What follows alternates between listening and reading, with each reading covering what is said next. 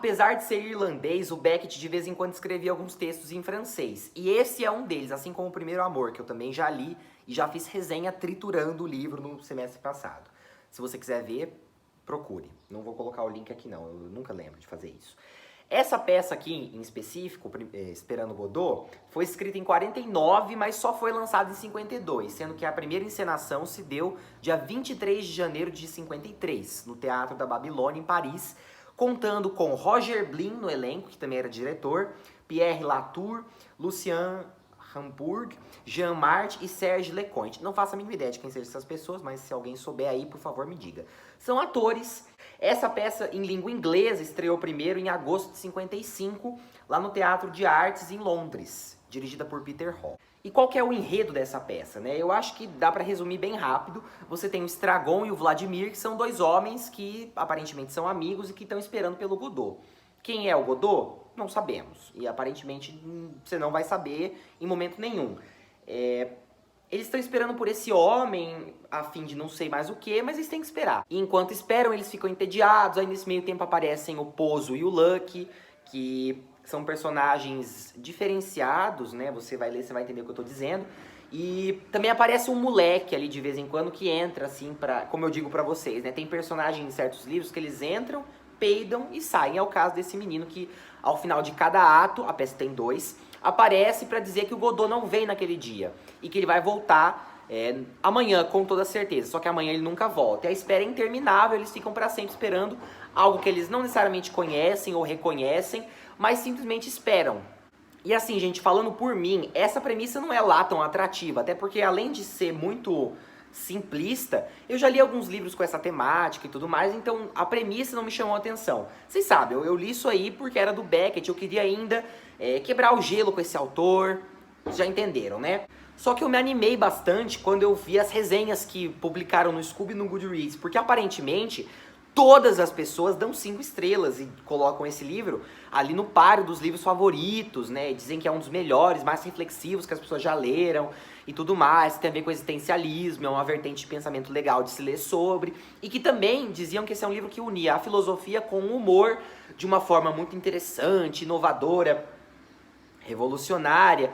E aí, quando eu li o livro, né, quando eu terminei de ler, eu fiquei um pouco assustado, porque eu tenho uma teoria para explicar isso, gente. Eu acho que ultimamente, nos últimos anos, o comércio, o mercado negro de drogas, né, haxixe, essas coisas, tem crescido ultimamente. Então as pessoas estão fumando um pouco mais.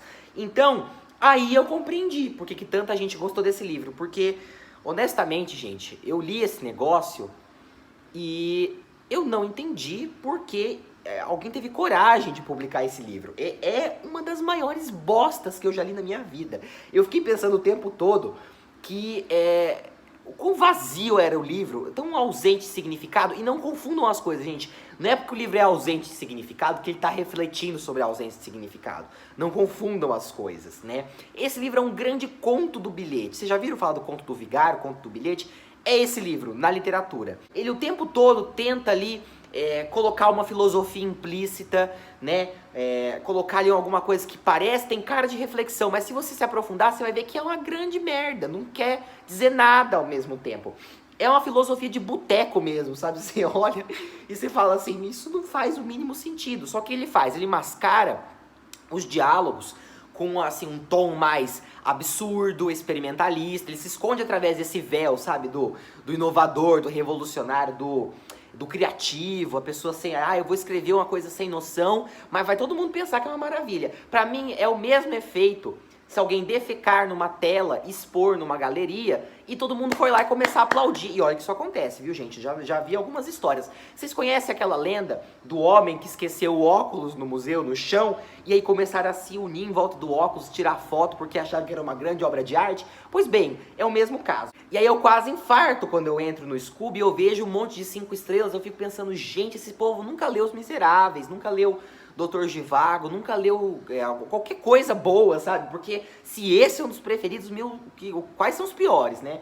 E é isso que eu fico pensando. É um grande rebosteio estapafúrdio, gente. Pensem que o autor, ele escreveu tudo o que passou pela cabeça dele e não tem conteúdo nenhum. É um conteúdo pobre mesmo, sabe? Porco, pra falar mais a verdade. É besta, é completamente redundante. É o livro mais repetitivo que eu já li na vida. E olha, que eu ainda tava pensando que era impossível ler alguma coisa pior do Beckett, né? Que Primeiro Amor. Mas Primeiro Amor, pelo menos, era engraçado, porque não é engraçado não, tá? Mas é que era tão patético que eu me diverti lendo, porque eu sabia que eu ia poder falar mal depois em vídeo. Só que eu fico pensando, por que esse livro é tão aclamado, né? E eu acho que... Só que ao mesmo tempo que eu odiei esse negócio, eu ficava pensando, mas por que aclamam tanto essa jossa, né? E aí eu cheguei a uma conclusão. Quando tem um livro vazio, né, que ele tem uma pretensão de ser filosófico, mas ele ao mesmo tempo é vazio, as pessoas conseguem projetar o que elas já pensam, assim, elas conseguem projetar qualquer coisa nesse livro, né? O Einstein uma vez disse uma frase que é a seguinte: a diferença entre a burrice e a genialidade é que a genialidade tem limites, né? Foi mais ou menos assim, tô parafraseando. Então, assim, esse negócio aqui não tem limite. Então é uma falta de noção. Só que na verdade não. Não vamos dizer que é sem noção, porque para você ser sem noção, você tem que ter talento. James Joyce tá aí para provar isso. Ele escreveu Ulisses, que é aquele negócio, mas pelo menos você sabe que ele tem um estudo, tem uma referência, tem um trabalho, um pensamento. Agora o Beckett, ele nem se dedicou. Vocês acham que eu tô exagerando, né? Eu aposto que vocês devem estar pensando assim, ele tá brincando, ele tá sem argumento, só tá falando mal, descascando o livro, não tá provando. Pois eu vou provar. Eu separei um trecho aqui que comprova que eu estou certo. E que isso aqui... eu não vou dizer mais nada, eu vou ler um trecho de um monólogo que tem, o único monólogo desse livro, né? Feito pelo Luck, que é o personagem mais irritante, não sei, eles disputam bastante, né? Eles brigam pra ver quem é mais chato, né? O Vladimir e o Estragon, eles até pensam em se enforcar de vez em quando. Eu fiquei torcendo, falei, nossa, se enforca e acaba essa peça. Mas aí eu vi que tinha 100 páginas a mais, então isso não ia acontecer. Mas... eles são todos irritantes, mas o Luck consegue ser um dos piores. Olha só esse monólogo, tá? Eu recortei um trecho porque é muito longo, então não dava pra ler tudo aqui. Mas vejam só. Vou ler aqui, vou encarnar a interpretação aqui pra vocês verem como é maravilhoso esse texto. Se alguém tiver a coragem, a sacripanta coragem de dizer que isso aqui é filosofia, eu não sei o que eu faço da minha vida mais.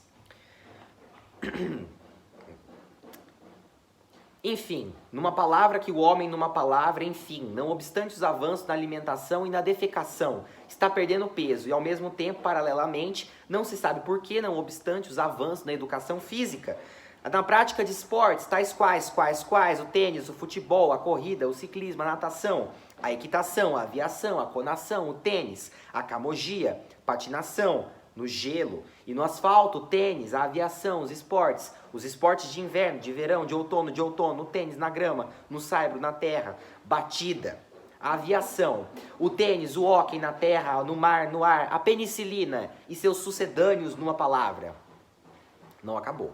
Recomeço ao mesmo tempo, paralelamente, de novo, não se sabe porquê, não obstante o tênis, recomeço a aviação, o golfe de 9 e o de 18 buracos, o tênis no gelo, numa palavra, não se sabe porquê, no Sena, Ióis e Sena, e Marne, Ióis e a saber, ao mesmo tempo, paralelamente, não se sabe porquê, está perdendo peso, encolhendo, recomeço, Ois e Marne, numa palavra. A perda líquida per capita, desde a morte de Voltaire, sendo da ordem de por volta de 200 gramas,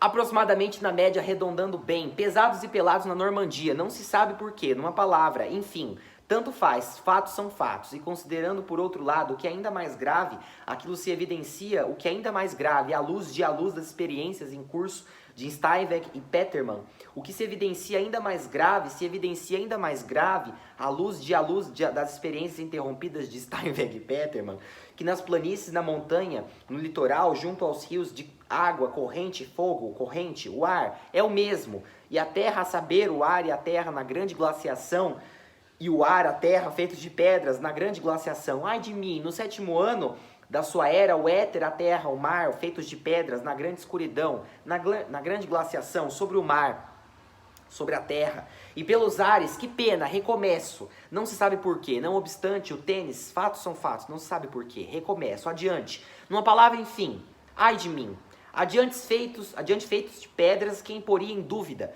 recomeço, mas não nos precipitemos, recomeço, a cabeça ao mesmo tempo, paralelamente, não sabe, chega, tá, vocês entenderam, é uma merda, tenha dó, gente, vocês juram que vocês acharam isso aqui filosófico? Não tem como defender, mas eu aposto que alguém vai aparecer e falar assim, ai, você é muito jovem para entender esse livro, você não tem maturidade para compreender. Essa, na verdade, é uma técnica literária muito sagaz, muito inteligente, feita para confundir a cabeça do leitor. Continua achando uma porcaria, gente. Não importa que seja a técnica da salsinha na coluna, não importa que técnica que for, é uma porcaria. E assim, é um livro inteiro assim, repetições, só isso. E tem 4 antas cegas que ficam dialogando. Gente, eu fico pensando que dó dos atores que fizeram isso. Eles não têm cara de serem más pessoas, mas foram submetidos a esse tipo de tarefa, né? Sabe o que é pior? Essa é uma das peças mais ensinadas do Brasil, mas não porque é boa, não. É porque é baixo custo mesmo. Então você só precisa de uma árvore e 4 gato pingado para fazer ali os papéis de 4 bêbados, né? Eles não beberam, mas não batem muito bem na cabeça, não.